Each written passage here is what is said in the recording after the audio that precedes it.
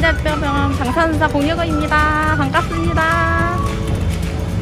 오늘은 저랑 함께 영상의학과를 둘러보는 시간을 가질 거예요. 영상의학과에서 어떤 일을 하는지 제가 소개를 해드리고 오늘 검사 전에 주의사항까지 알아보도록 하겠습니다. 따라오세요.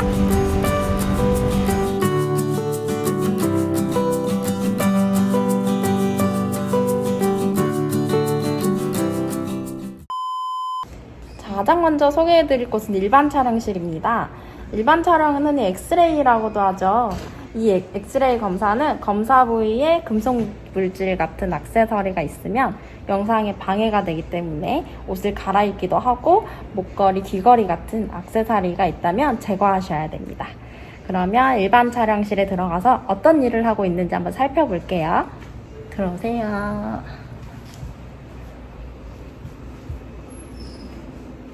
자, 이곳이 일반 촬영실입니다. 자, 옆에서 서서 검사를 하거나 눕거나 앉아서 검사를 하기도 합니다. 그럼 조정실로 가서 근무하고 계신 선생님을 만나보겠습니다. 안녕하세요, 선생님. 소개 부탁드립니다. 네, 안녕하십니까. 저는 일반 촬영 검사실에서 근무하고 있는 김영호입니다. 선생님이 하시는 일반 촬영은 어떤 검사인가요? 네, 제가 하는 업무인 일반 촬영 검사는 방사선 장비를 이용해서 인체에 X선을 투과시켜 그 결과를 디지털 영상화하는 검사입니다. 검사 전 어떤 주의사항이 있는지 알려주세요. 네, 한 가지 말씀드리자면 태아는 방사선에 민감하기 때문에 임신 가능성이 있는 여성의 검사를 주의해야 하는데요. 가임 여성이 검사를 위해 방문했을 때는 임신 가능성이 있는지 확인을 하고 검사를 진행합니다. 임신 가능성이 있거나 임신 중이라면 방어보호구를 착용한 후 검사를 하거나 검사를 중지할 수 있습니다. 자, 이제 CT 검사실에 왔습니다. 자, 한번 들어가 볼게요.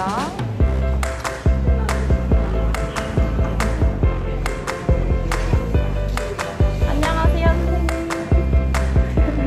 안녕하세요. 이제 검사실 안쪽으로 한번 들어가 볼게요. 여기가 CT 검사실입니다. 자, 환자분들은 이 침대에 눕게 되고 안으로 이렇게 들어가면서 검사를 하게 됩니다.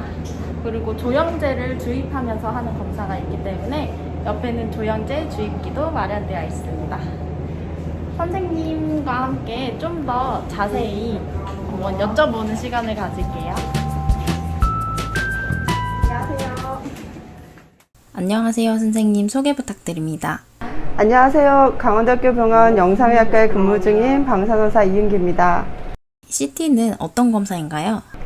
CT는 X선광과 검출기를 이용해 인체 내부를 단면으로 잘라내어 영상화하는 검사로 일반 X선 사진으로 볼 수 없는 연부 조직 등의 세밀한 차이도 확인할 수 있고 3차원 영상도 만들어낼 수 있습니다. CT 검사에는 조영제를 주입하는 경우도 있는데요. 조영제 검사 전 알아두어야 할 주의사항도 알려주세요. 조영제를 이용하는 검사를 하는 경우에는 약을 혈관에 투여하기 때문에 부작용을 줄이기 위하여 검사 시간 6시간 전에 금식을 하고 내원을 하셔야 합니다. 검사 소요 시간은 약 10분에서 20분 정도입니다. 이번에는 MRI 검사실로 한번 들어가 보겠습니다.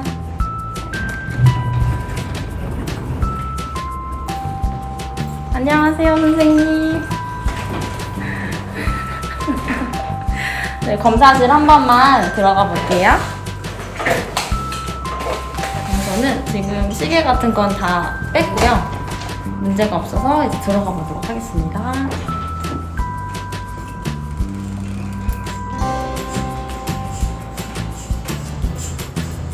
자, 여기가 MRI 장비가 있는 검사실입니다. MRI 장비는 CT랑 조금 비슷하게 생겼죠.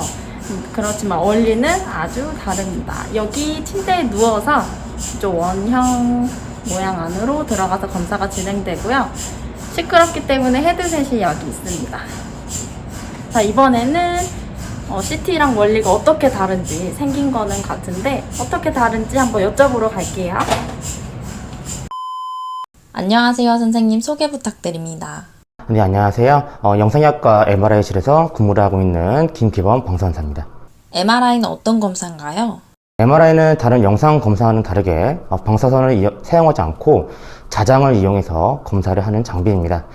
그렇기 때문에 산모와 같이 방사선 피폭을 피해야 하는 환자를 검사를 할 수가 있으며 뇌경색 같은 중증 뇌질환, 미세한 신경 검사가 가능한 검사 방법입니다. 방사선 검사를 못하시는 분들에게 좋은 정보네요. 검사 전 알아두어야 할 주의사항도 알려주세요. 네, 앞서 말씀드린 것처럼 자장을 이용하기 때문에 큰 자석 안에 들어가서 하는 검사라고 하시면 되는데, 그렇기 때문에 페이스메이커, 와우 같은 수술을 하신 분들은 오작동으로 인해서 사고가 날 수가 있고, 그리고 신용카드, 파스, 금속물 이렇게 들어가면 망가지거나 화상을 초래할 수 있기 때문에 검사 시에는 소지품을 모두 제거하고 검사에 임해야겠습니다. 자, 이제 초음파실에 왔는데요. 한번 들어가 보겠습니다. 안녕하세요, 선생님. 안녕하세요. 자, 지금 저는 초음파실에 왔는데요.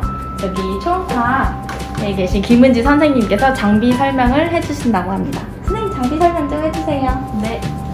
저희 초음파 검사는 환자 몸에 젤을 바르고 검사를 진행하게 되는데요. 환자가 필요한데 그럼 관영쌤을 불러볼까요? 관영쌤! 자, 검사를 진행하겠습니다. 환자 목에 젤을 바르고 고주파를 이용해서 검사를 진행하게 됩니다. 지금 하는 검사는 갑상선 초음파 검사입니다. 자, 환자 관영쌤께 감사드립니다. 감사합니다, 관영쌤. 끝났습니다. 일어나세요. 안녕하세요, 선생님. 소개 부탁드립니다. 안녕하세요. 영상의학과 초음파실에 근무 중인 방사선사 김은지입니다. 초음파 검사는 어떻게 이루어지나요? 초음파 검사는 인체의 무해한 초음파를 몸 안에 투과시켜 음파를 영상으로 변환하는 검사입니다. 초음파 검사 전에 알아두어야 할 주의사항 알려주세요. 복부 초음파 검사 시 검사 전날 밤 10시 이후에 금식을 하셔야 하고, 검사 당일에 위 내시경, 위 투시 검사, 대장 검사 같은 다른 검사가 초음파 검사와 같이 있는 경우 반드시 복부 초음파 검사가 우선입니다. 초음파 검사는 환자에게 미치는 영향이 거의 없어 반복적으로 검사할 수 있고 방사선 피폭이 발생하지 않습니다. 이번에는 혈관주영실로 왔습니다. 한번 들어가 볼게요.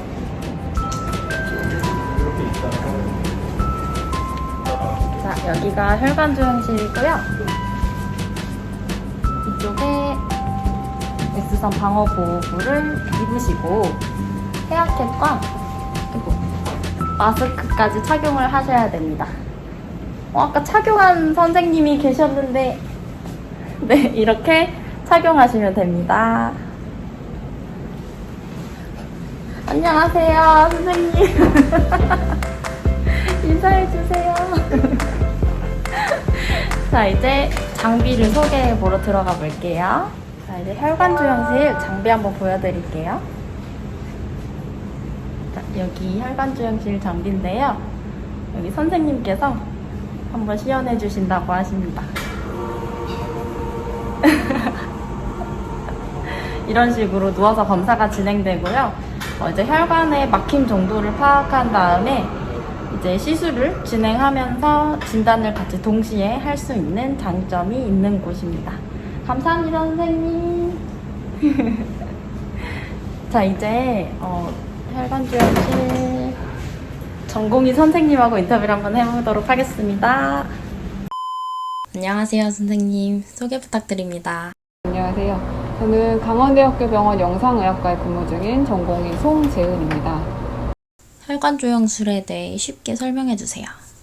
혈관 조영술은 뇌동맥, 관상동맥 등 혈관 내에 조영제를 투여한 후에 방사선을 이용하여 촬영하면서 혈관의 전체적인 모양과 막힌 정도를 파악하는 검사로 뇌졸중, 심근경색과 같은 혈관 질환을 진단하고 치료하는 데 있어서 필수적인 검사입니다.